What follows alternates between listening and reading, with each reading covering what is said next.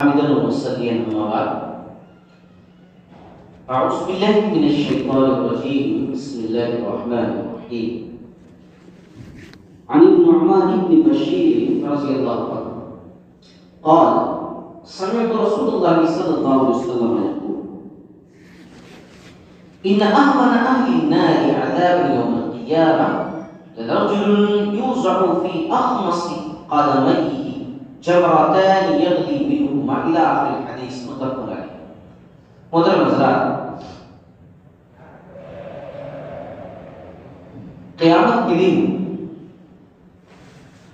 اصل معنوں میں انصاف کا دن ہوگا. یوم الفرقان بھی اس لیے کہا گیا ہے. صحیح اور غلط کا فرق جو ہے قیامت کا. حقیقی معنوں میں انصاف انسانیت کو اسی دن ملے گا.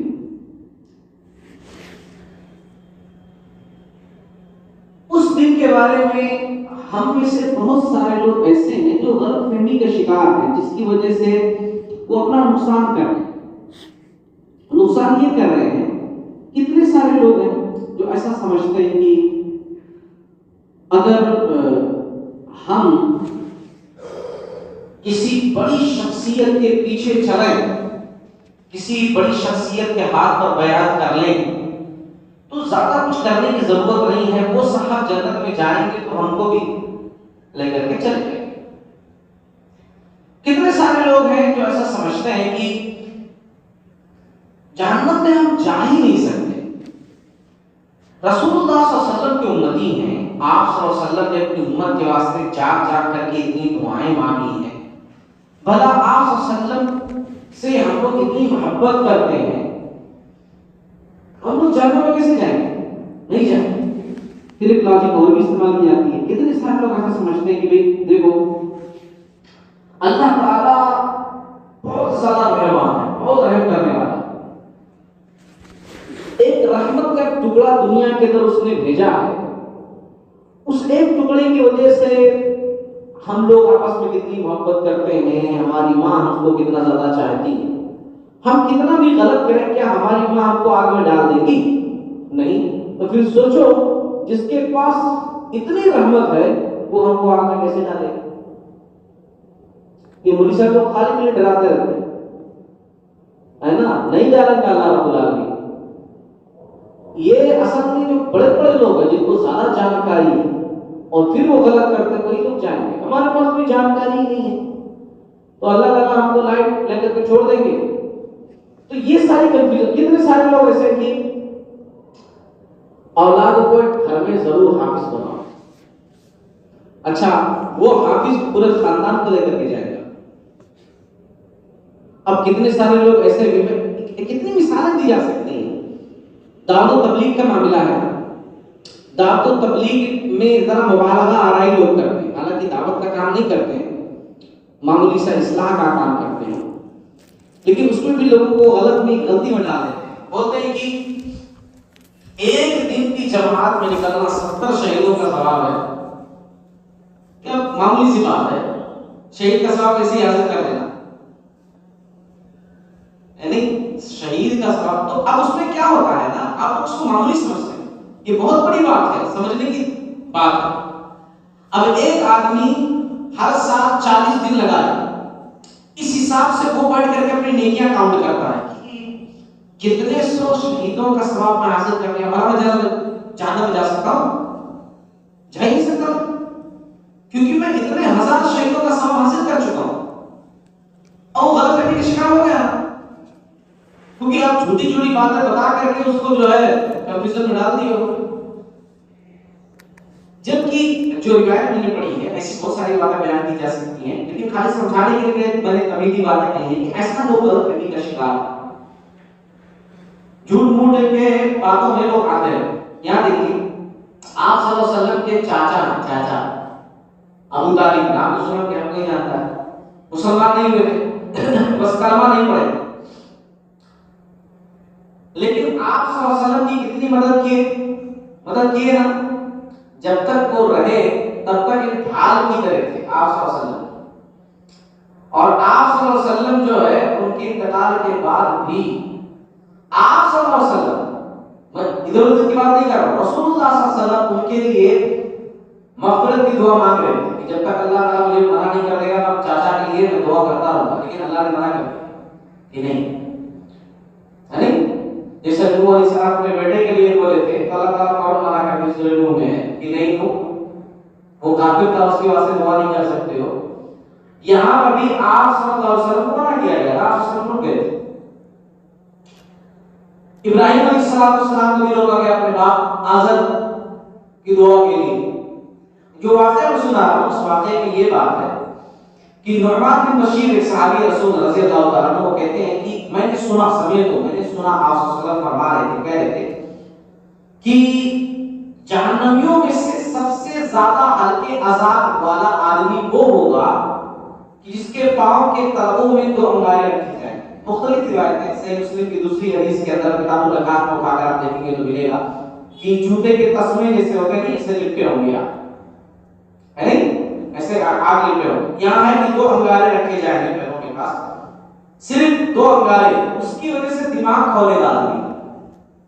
اللہ جانم کیا سمجھتا ہے، یعنی آگ ہے اس بندے کا کھولے گا۔ سب سے معمولی عذاب اس بندے کو جہنم میں کسی کو، اور جانتے ہیں یہ کون سا ہوں گے؟ ابو طالب۔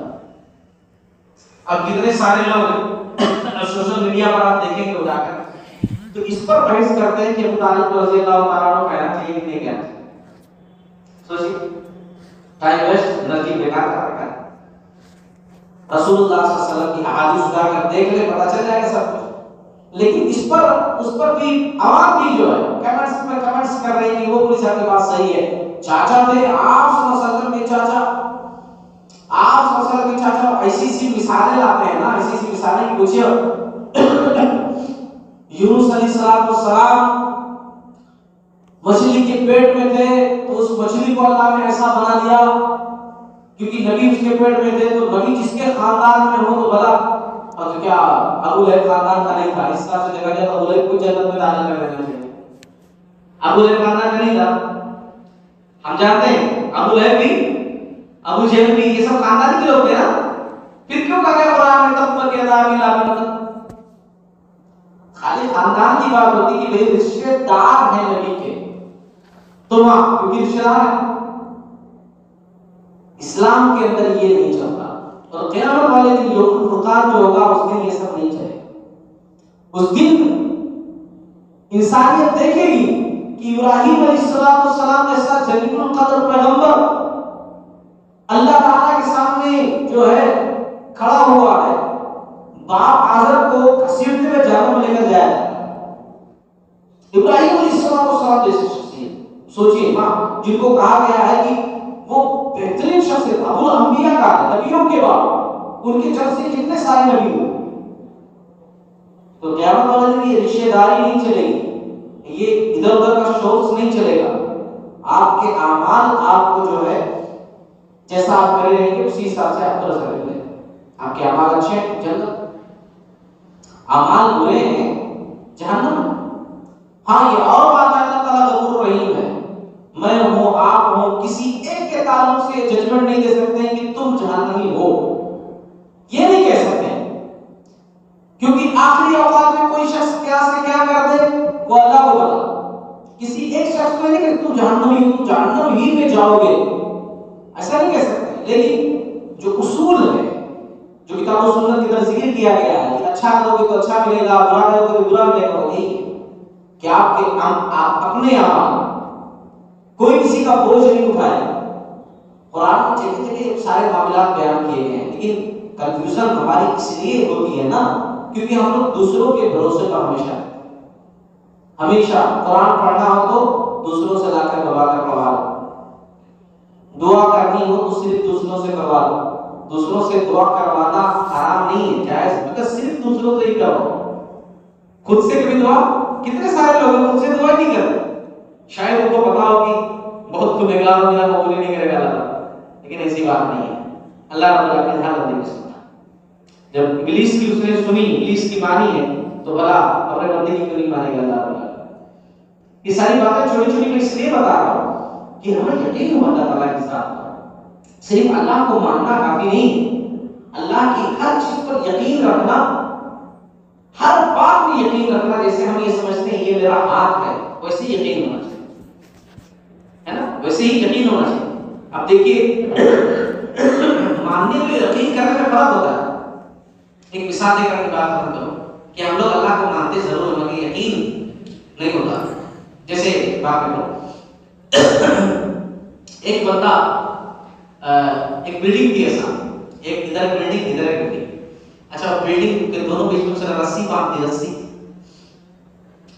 اس رسی پر وہ جو ہے بھاری وزنی چیز لے کر کے اس پر چل رہا ہے نا. ایک انسان سے زیادہ وزنی چیز لے کر بیلنس بنا کے اس پر چل رہا ہے. اچھا چلنے کے بعد سب تالیاں مارے، پوری پبلک، کیا زبردست، واقعی میں آدمی کے پاس ٹیلنٹ. اس نے کہا کہ مانتے ہو نا میں اتنا گریٹ کام کیا؟ سب بولے ہاں مانتے ہیں، واقعی میں آپ کمال ہو. اس نے کہا ٹھیک ہے میں اس بار کوئی دوسری چیز نہیں، کسی شخص کو اٹھا کر چلنا چاہتا ہوں. کون آئے گا؟ تو کوئی بھی نہیں ہے. بس سمجھ میں آ گئی. ماننا ایک الگ چیز ہے اور یقین ایک الگ چیز ہے. ہم مانتے ہیں مگر یقین نہیں. اگر یقین ہمیں ہونا تو پھر الحمدللہ شفا بھی بڑی آسانی سے مل جائے گی. لیکن ماننا ایک الگ چیز ہے اور یقین الگ چیز ہے. اللہ تعالیٰ تمام لوگوں کو سننے سے زیادہ عمل کرنے کی توفیق